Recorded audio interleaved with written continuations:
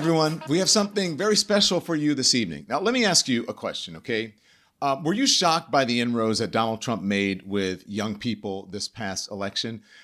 I was a little bit, right? Remember, I went out on the campaign trail. Are you surprised by just how MAGA curious Gen Z appears to be? I was until I went out on the campaign trail.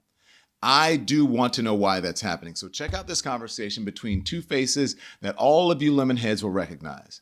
I'll see you soon.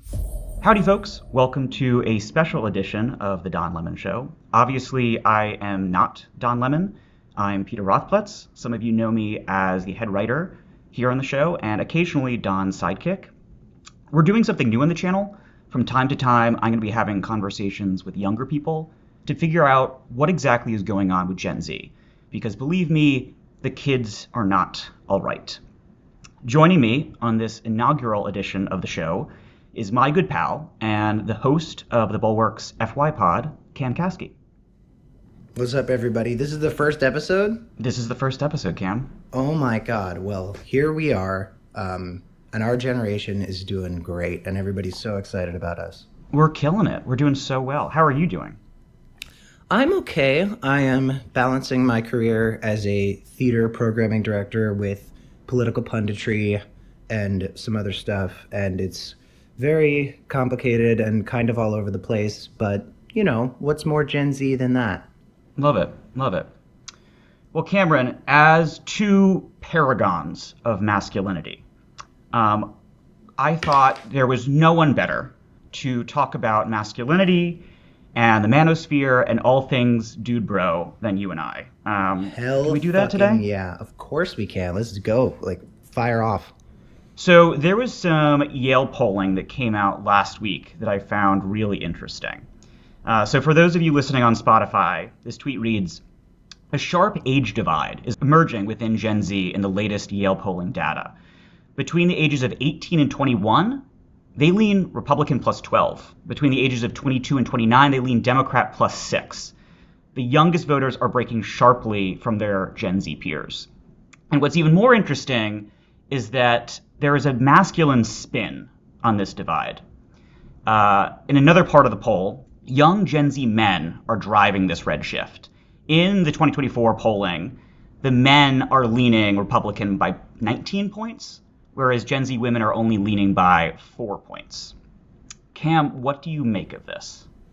I do this really toxic and anti-intellectual thing that I think a lot of commentators do, where we will either say, look, it's as simple as this, and then we'll also go, it's too nuanced to distill into one thing. Yeah. So I'm gonna do the former and say, here's two things I would say. Number one, a lot of these younger Gen Zs who, I mean, culturally might as well be a different generation. Mm-hmm. That's why I always think that the way we section off generations is always a little silly, because if you look at the first and second halves of Gen Z, the only thing we really have in common is the fact that we're addicted to our phones and we're not going to own houses.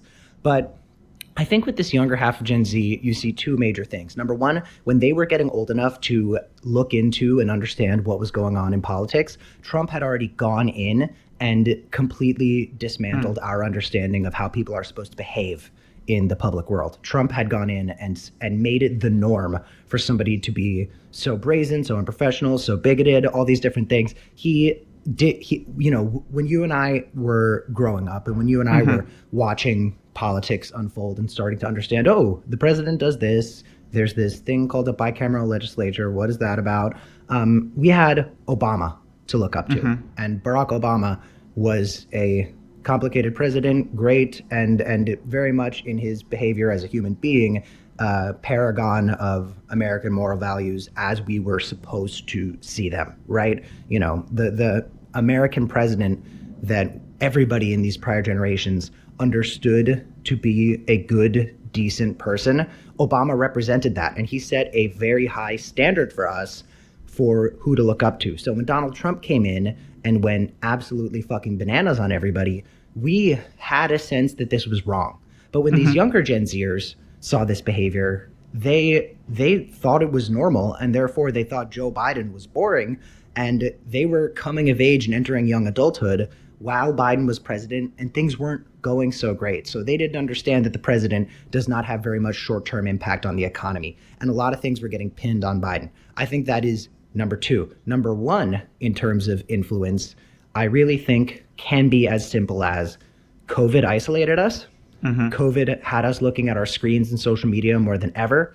And the social media algorithms are trained to show men specific types of content. And the content that is actively being made for men skews very harsh to the right, very anti-woman, and very anti-immigrant community, all these different things. The conservatives want us to feel alone. They want us to be in bubbles. They want us to read less, be less educated. And the giant tech people, the people who decide what these algorithms are going to do to us, everyone characterized them as these lefties because, you know, some of them were tweeting rainbow flags during June. But we've seen in this new Trump administration, they've all shown us their entire ass. They were never about social progression. They were never about positive values. They were about making as much money as possible. And they saw a way to do that, which was feed men content. And the last thing I'll say to that is people on my side of the aisle, the Democrat one, which is kind of an embarrassing one to be on right now, weren't making stuff for men. They weren't targeting young men. And I think that a lot of people in the Democratic Party felt entitled to Gen Z votes because the Democratic Party is invested in the future of humanity in a way that the Republican Party is all about making a crazy, stupid show. So they said, okay, young people are going to vote for the ability to live in a future where we are not going to be facing climate migration and a giant water crisis and all these things. And Gen Z said, no, we are interested in the greatest show, and Donald Trump was our showman. There's so much that I want to dig into there. But first, let me pull up a graphic because it really speaks to what you mentioned about there being two Gen Zs. So this was put together by a Gen Z researcher, Rachel Jafanza. She's great. And as she breaks it down, like what Cam just said, there's a Gen Z 1.0 and a Gen Z 2.0. And again, for those of you who are listening on Spotify, Gen Z 1.0 is categorized by having graduated from high school before COVID. They had a flip phone, likely in middle school, before getting an iPhone. They grew up more on Instagram without TikTok. They started college during the first Trump term, and they were coming of age and entering the zeitgeist, so to speak, during the Women's March, during March for Our Lives, during... Hell yeah, yo, shout out to the home team. March for Our Lives, baby. Parkland, Florida, baby. Black Lives Matter, and the like. And then you have Gen Z 2.0, which graduated high school post-COVID, only knows smartphones, only knows TikTok. They started college in the Biden era, and they have a certain resistance to COVID and masking protocols. And as Cam was talking about, Trump is super normalized in their mind. He is not the fucking freak that many of us know him to be. So Cam, I read all of this to you, and then I say there is a competing theory, or maybe a not so competing theory, which is that in the Yale polling, the 22 through 29ers, they've soured on Trump so much faster than their younger counterparts. Could it maybe just be as simple as they're actually in the workforce?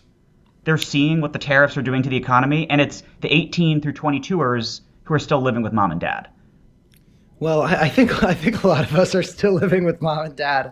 I know people well into their 20s still living with mom and dad, which, I like my mom and dad quite a bit more than most people do. So I sympathize with them. But being part of the workforce is a big part of it. And I do think that's also driven some people in Gen Z 1.0 to the right, is seeing less economic opportunities and seeing less job opportunities. And I don't blame a lot of hiring managers for not wanting to bring on Gen Z talent when all these reports are coming out in the news that Gen Z employees are entitled and lazy and committing time theft. And I know this because as a Gen Z employee, I have been entitled, been lazy, and committed time theft. So I do understand this, but I think this just speaks to a greater problem that is going to continue into further generations, which is the oligarchs who run the country and the billionaires who enjoy the spoils of this economic system are getting rid of the sort of mid-tier of jobs with AI coming in, with giant corporations buying every successful company and then firing everybody they possibly can, outsourcing to other countries, things like that. There's a type of employment, and I'm sure some business expert would be able to speak to this with quite a bit more eloquence than I am, that's disappearing. So a lot of young people are either getting these grunt jobs that suck, I would know, I've had one, or if they are getting a high-paying job that feels like an opportunity, it is very often because of a connection that they have in their family. There was a report that just came out about nepotism and how widespread it is in all these different sites. It's so funny. People always talk about nepotism in Hollywood, and I'm like, okay, you're freaking out about nepotism in Hollywood while Nepo babies are running our banks. They are running our government. You ever hear of somebody named George W. Bush? Like, if that guy was not a specific dude's son, he wouldn't have gotten hired to manage a small ice cream shop. So when people say it's the economy, I think it's more than just, maybe the numbers aren't as good and it takes a little bit of word salad to explain to young people that Biden was great for the economy. It's also like, when we look into the future right now, there's not a clear vision. One of the fatal errors of the Harris campaign for me was when they said, we're not going back. They didn't really tell us where we were going. And that is my truth. Please speak your truth. No, I like that idea of not being so focused on the Nepo babies in Hollywood. Maybe we should spend more time thinking about the Nepo babies at BlackRock. A very good point. Just a little bit. So I love to pat myself on the back. And one way I'll do so now is that in October of last year, I wrote a piece for the New Republic about the Democrats' problems with young men. And we can dig into some of the things I got right, some of the many, many things I got wrong in that piece. But if you'll allow me to rant for just a second, I think one thing that Democrats really need to contend with, they've needed to contend with it for more than a decade and they haven't, is something that folks who are far smarter than me have written about. I'm thinking about Derek Thompson in his essay, The Antisocial Century. I'm thinking about Robert Putnam in his great book, Bowling Alone. And they talk about what some people dismiss as the quote-unquote male loneliness epidemic. I think it's a real thing. I think people wax poetic about it far too often. I actually think it's a broader problem. It's not just young men. It's not just men who feel lonely in this moment. I think that we've seen 2 to 3 decades of desocialization in this country, and I think it's fundamentally fractured the American psyche in a really harmful way. Whether it be the destruction of quote-unquote third spaces, like the bowling alley or the bar, the decline of organized religion, the explosion of these algorithms that just rot our brains and turn our attention spans into that of a goldfish. They've left, I think, a massive portion of America aimless, angry, and feeling as though their lives are spiritually and socially bereft. And then you enter MAGA, where all you have to do is put on the red hat, is to declare fealty to dear leader, and you're immediately met with unconditional love and respect from effectively half the country. I call it like the single largest book club of illiterates that's ever existed. And my contention is that does not exist on the left, that there is no such movement, there's no similar phenomenon. The left is a bunch of squabbling children, sure, but they're not a family. There's no spiritual benefit, there's no social benefit to being a Democrat. What do you think of that?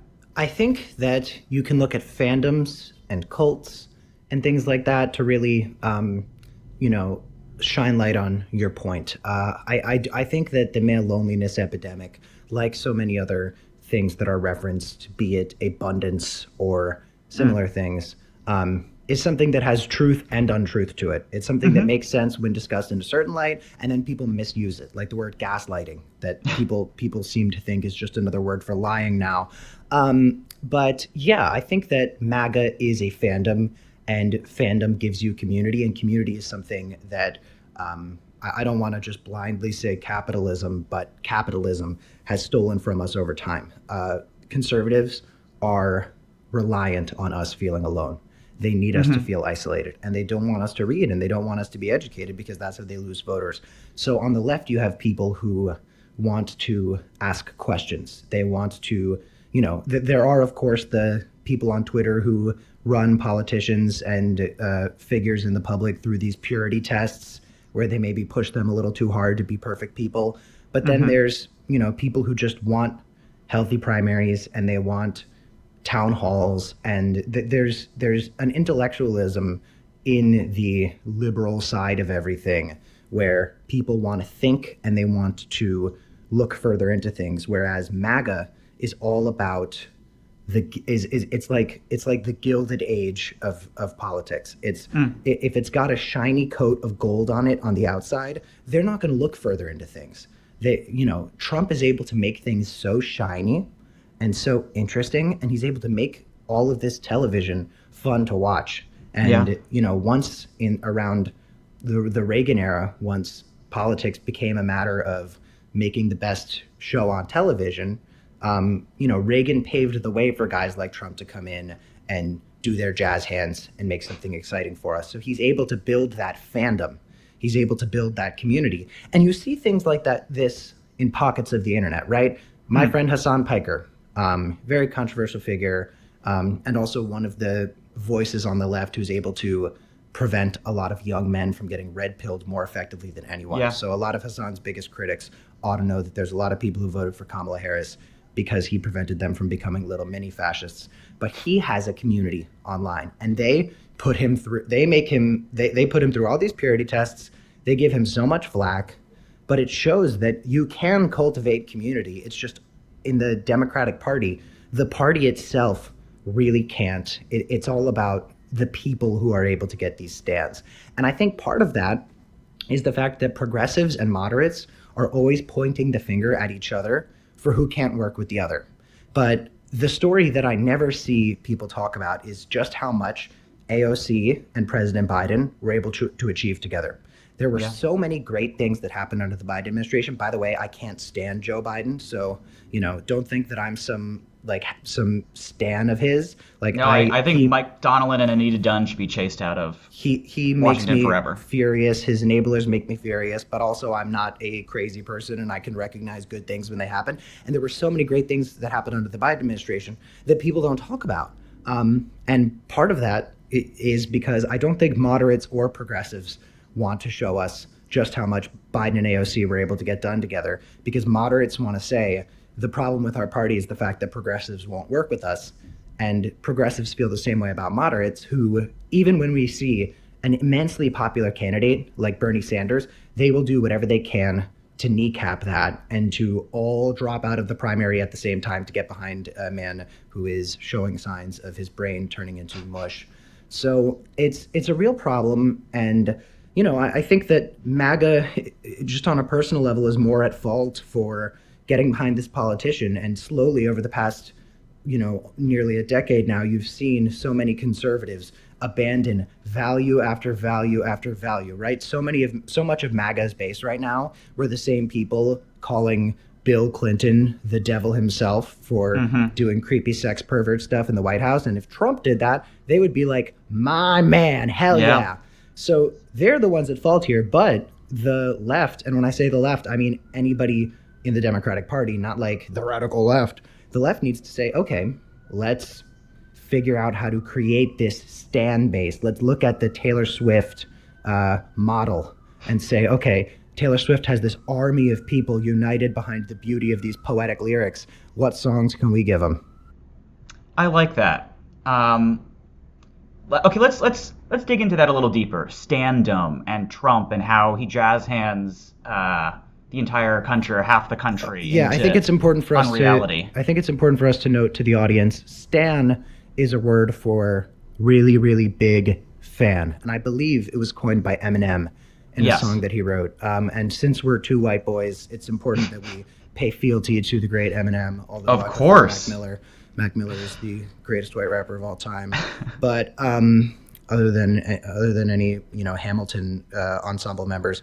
But stans are a type of fan that will aggressively stalk and dox somebody They're that maniacal. might have upset the fan base. And I would know because I am a stan of George R. R. Martin's epic A Song of Ice and Fire series of novels. And I see people in my fandom sending hate comments and hate tweets and targeted messages to actors on the TV shows for Game of Thrones who play characters that they don't like. And the actors have to release statements that are like, hey, so I'm a person and my fictional knight who fights dragons is a fictional character. Can you not direct your hate towards them at me?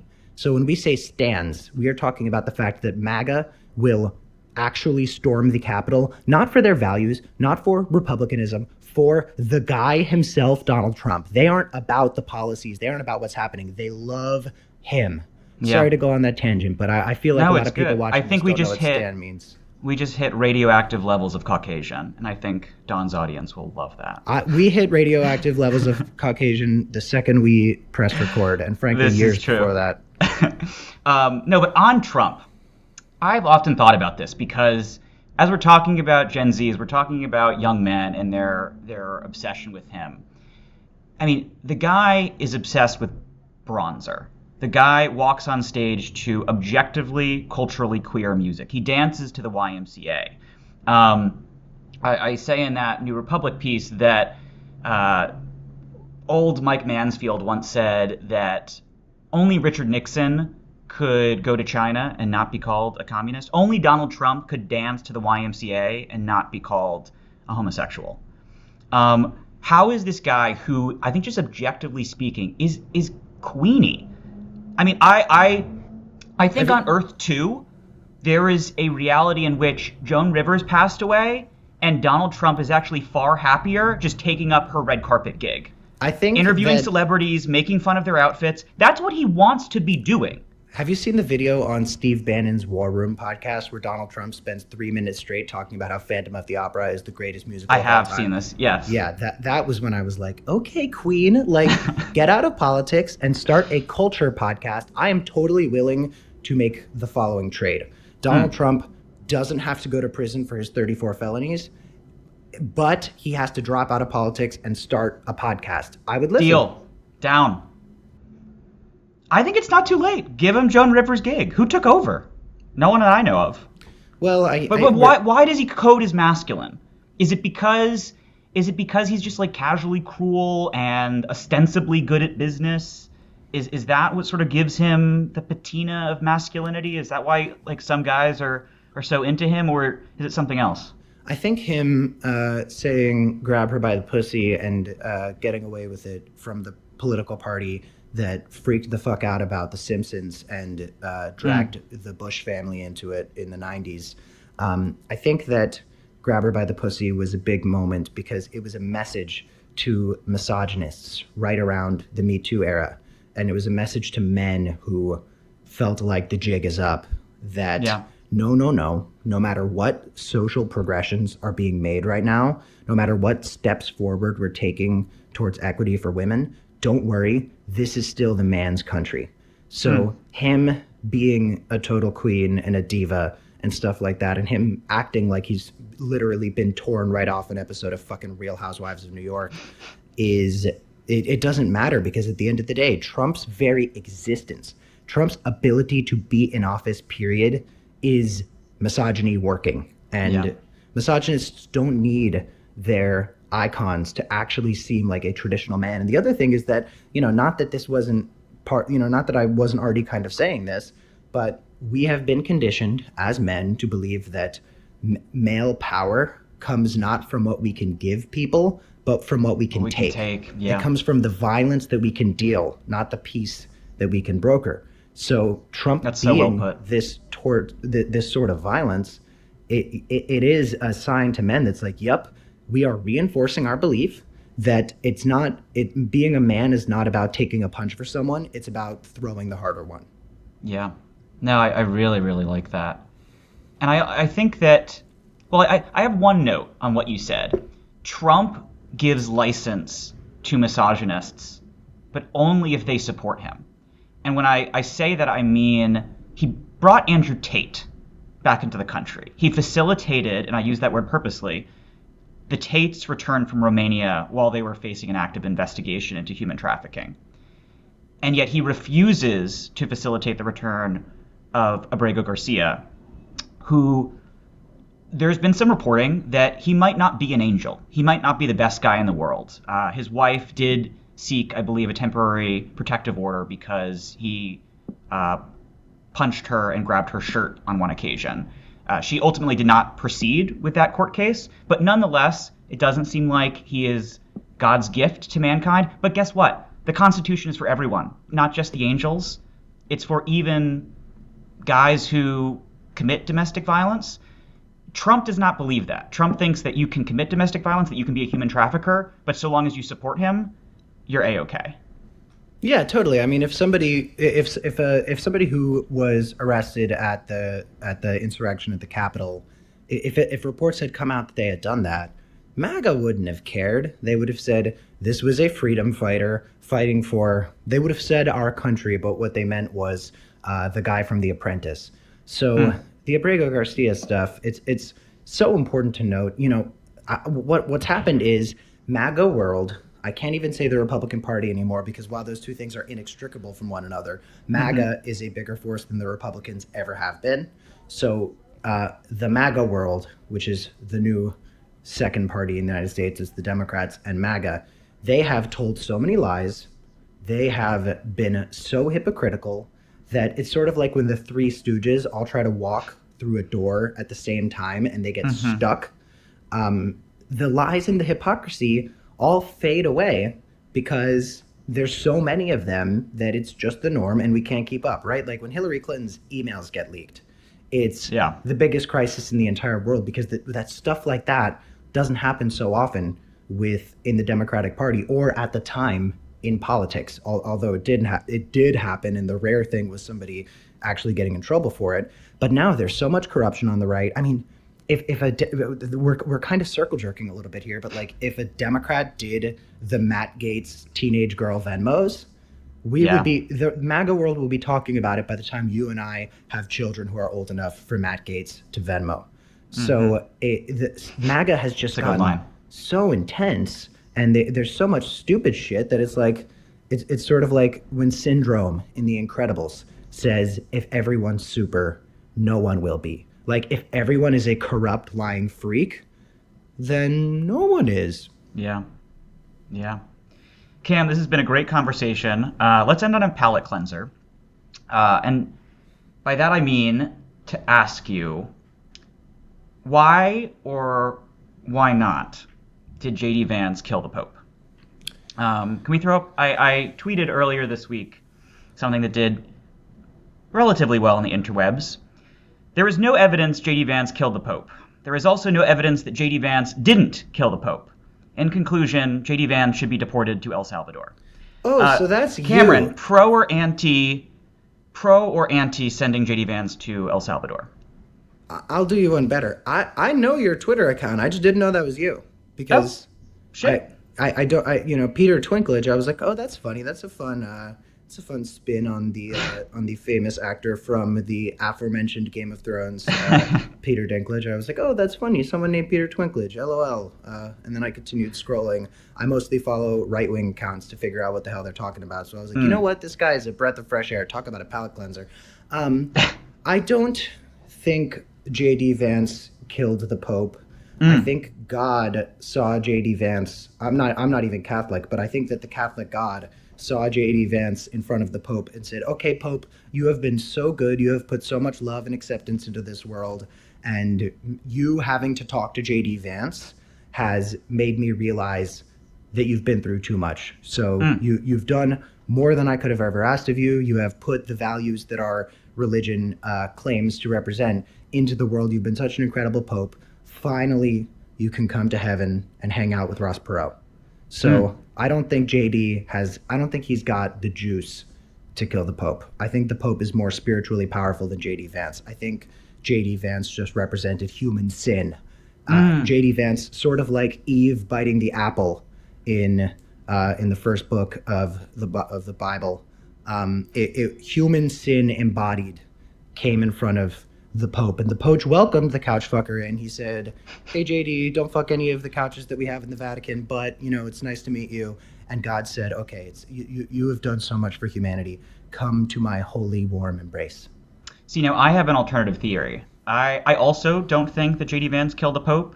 However, I do believe that their meeting just vaporized the Pope's will to live, not unlike Padme Amidala in Star Wars Episode 3, Revenge of the Sith. And I think that he couldn't keep going on. I'm glad that we've referenced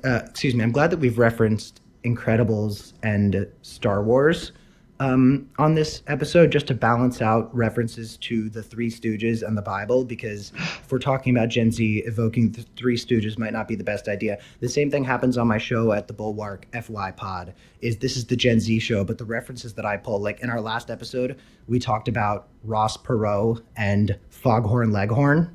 I saw this. Is he alive or dead, Ross Perot? So my co-host Tim Miller, one of my favorite messengers, left of center, great guy, is a former Republican. He was part of the Romney team. He was Jeb Bush's communications director. Trump got the nomination, and he said, "I'm out. I can't do this." And Tim Miller is sort of the moderate Republican type person that the Harris campaign was trying to reach, not realizing that Tim Millers are 1 in a million. And he's a great guy who represents great values, and we hope we see more guys like that. But I was putting him in a situation where I was roasting him because he just loves Ronald Reagan. And I'm like, bro, relax, dude. If Ronald Reagan was exactly the same guy today, you would hate him. So don't even. And I was grilling him on a Reagan thing, and I said, okay, Tim, if you were president, let's say you're the first independent president. Let's say you're Ross Perot. Now, R.I.P. Ross Perot.